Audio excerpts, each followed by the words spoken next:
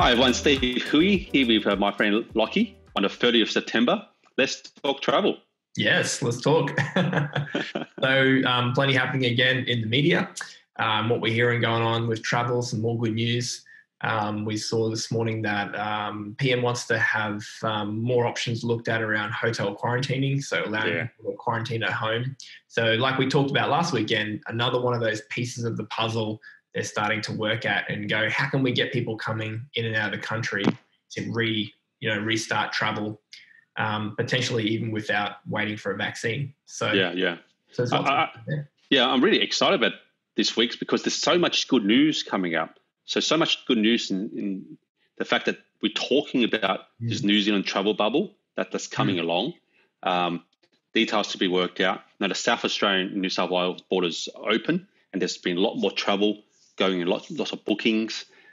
The PM's talking about the definition of what a virus hotspot is. So these things are important in the way that we're going to reopen travel. So I'm actually really excited that things are happening. So things take time to work out, but the fact is people are thinking about this. People are thinking about the definitions, getting steps underway, and that's the first step. And my favorite saying is, the journey of 1,000 miles begins with a single step, and we've started to take these steps along. So even once people work out, the nitty bits and pieces, it could be like 2 or 3 weeks before these things that we never thought could be open can be open again. And that means that travel can actually restart. The floodgates can actually reopen. And I was actually looking through this morning, and I noticed there was actually some flights that have now appeared on the Velocity site. So you can search Brisbane to Auckland from the 18th of December. There's actually seats. So I saw some chatter online, some people already booking seats, which was cool. So whether that's open in time or not, I guess we'll find out more in a week or two. Well, the benefit is a lot of the airlines, and I know Velocity has no change fees until early 2021. So like if someone is keen to go to Auckland, I would say if you're keen, just book it, because you can always cancel and get your money and points back in anticipation, because once they announce official reopening, there'll be a massive rush. So if you can get ahead of the curve now, you're winning. And especially if you can book business class, then you're definitely winning. I actually did see a business class seat there, and one was $600. Looked very cheap. So that's not bad. That's a very good price. Yeah, not bad. If you get one with points, that's super. Even better. Well, speaking of points, so some of the questions that we've had come in one of them was about credit cards transferring back to Velocity. So what does this show you that, Velocity is opening back up again and people can transfer their points? Yes, the bank transaction with buying Virgin Australia is completed. So therefore, that means Virgin Australia is now running again as an airline, although much limited than before. So therefore, that means things are getting turned back on. The Velocity Frequent Flyer program, domestic redemptions are being available. But for people to make Velocity redemptions, they might not have any points in their account. So therefore, the credit card companies are now turning it back on, because, it's up to people's choice if they want to transfer points over. And I think that's a good way of, once again, reopening these doors that were closed before, because I think there's no reason to not have these things open, because people can then start flying. Yeah, it's good to see. Like we saw also the flight to nowhere, like you said, the travel cards. So there's been lots happening in South Australia. Bookings have been going through the roof once they reopened. There's lots of little things this week that we've seen just fuel that enthusiasm. You can see people are excited, especially that flight to nowhere. That sold out almost immediately. And we were watching those trolley carts, the refurbished 747 trolley carts, just sell out from corners straight away. So quickly. Like that flight to nowhere. Was 7-hour scenic flight around Australia, but it wasn't cheap. But it was $787 per economy and $3,787 for business class.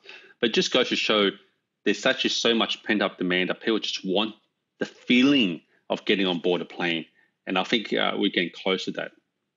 So another question we had was on board the actual aircraft, and I know we talked about this last week. And, there were some concepts, and we've seen them floating around with walls and protectors, and what could seating look like in the future. And you commented how probably none of that will actually happen. Yeah. So I think since that time I had a few more conversations with other people, and last time I mentioned that you're most likely going to have middle seat left free, but the economics of the flight doesn't allow that. You can't operate a flight with middle seat free. So, and there's been a few designs out. I think that's just been people just playing around of new seat designs. I don't think that any of that stuff will happen because it costs a lot of money and a lot of investment to put these new seats in.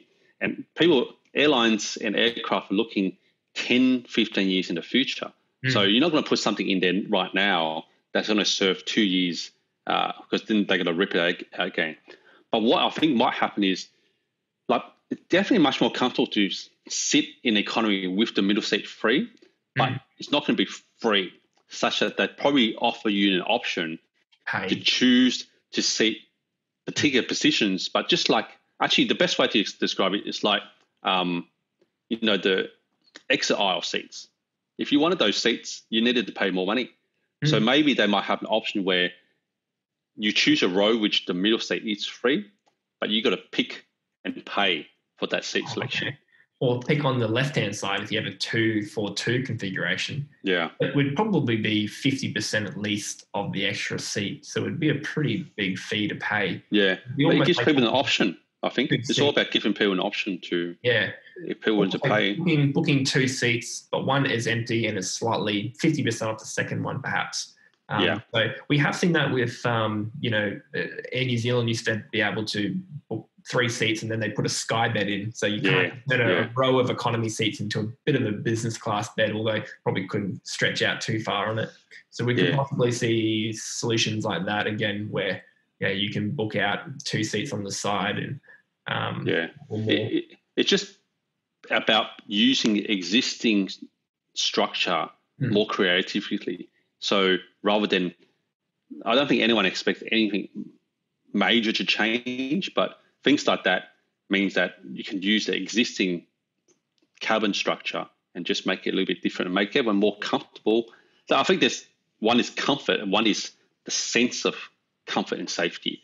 And right now, having the sense of safety is very important and very psychologically. All right, so that's all the questions we have time for today. But if you do have a question, send it through asksteve@iflyflat.com.au or just iflyflat on social media, wherever you find us.